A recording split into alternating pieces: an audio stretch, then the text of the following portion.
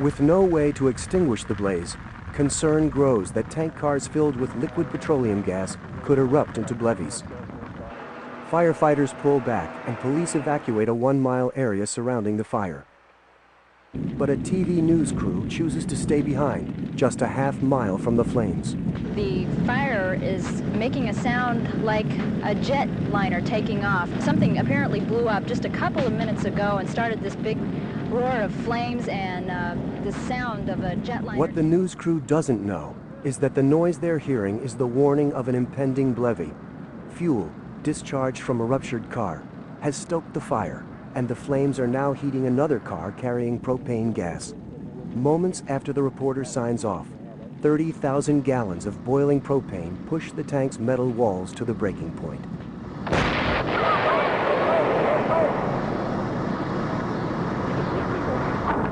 Okay, get the tape on. Leave it up, for Christ's sake. The news crew feels the heat wave from the blast. Levees from liquid petroleum gases like propane are much hotter than those from other fuels, making them extremely dangerous.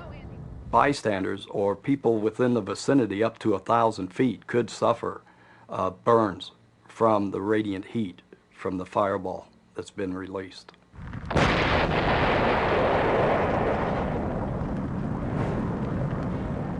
Liquid petroleum gas levees also have tremendous force, which can turn exploding tanks into airborne missiles. The 6-ton tank car in this blast rockets nearly 3/4 of a mile into a field. At the Murdoch explosion, the propane car that levied traveled 3,640 feet. We need to go, Andy.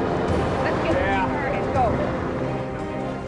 Shocked by the power of the blast, the news crew retreats 2.5 miles from the derailment. As night falls, the flames finally make their way to a nearby tank car filled with highly flammable isobutane.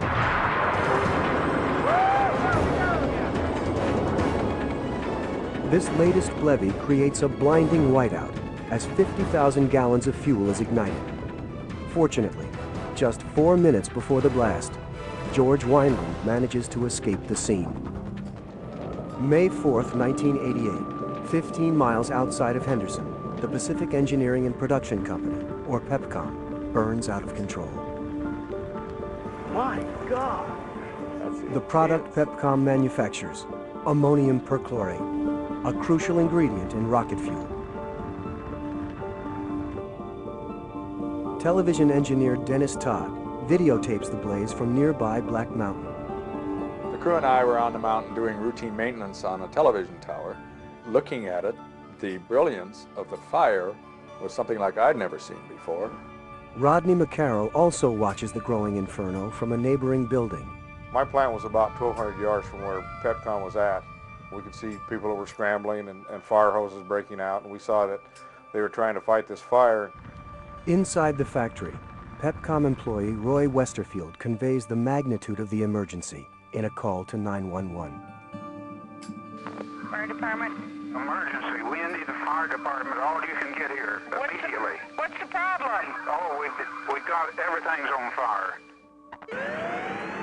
Close to 1,000 rescuers respond to the call, including Larry Sullivan. I knew what was in there. I know they store a lot of fuel there. And in fact, this day, there was approximately, from what I hear, 9 million pounds of this stuff stored there in plastic drums. Before Sullivan and the other firefighters can make their way to PEPCOM, the chemicals, exposed to intense heat, finally reach the point of combustion. Oh! Ooh, that's gonna be loud. The magnitude of that sound when it reached us was still extremely large for something that had traveled over a mile.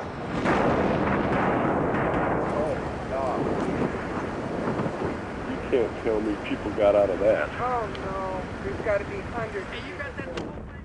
But the destruction has just begun. Minutes later, 2 smaller explosions rip through the desert. Oh, there's another one. Well, they had all that fuel stored out. And another one. You could see people actually literally running through the desert. trying to just get away from Pepcon.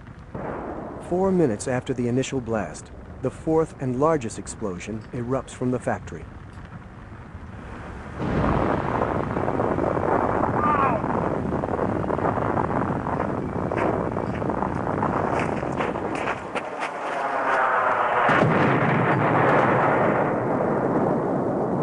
The explosion is so intense, the shock wave vaporizes a nearby factory and registers 3.5 on the Richter scale.